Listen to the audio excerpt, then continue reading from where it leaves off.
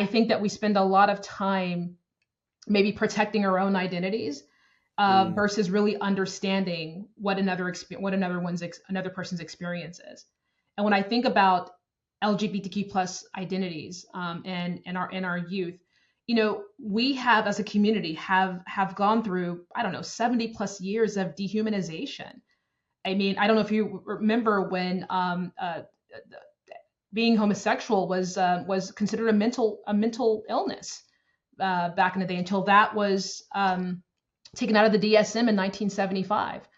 You can continue to see all the ways at which this community has been dehumanized.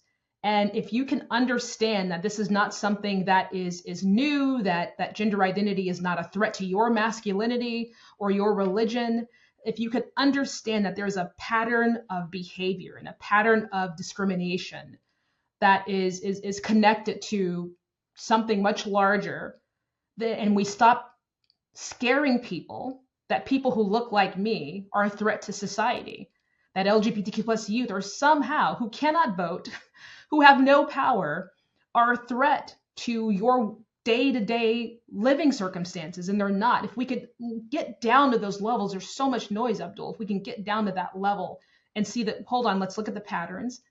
Let's look at the people who are being targeted. Let's look at the power of the people who are being targeted.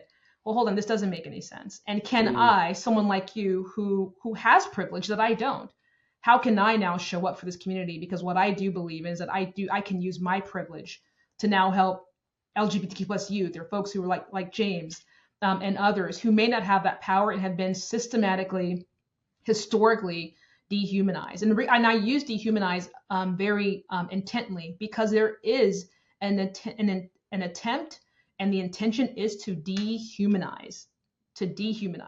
It's discrimination. I think we're all accustomed to that word.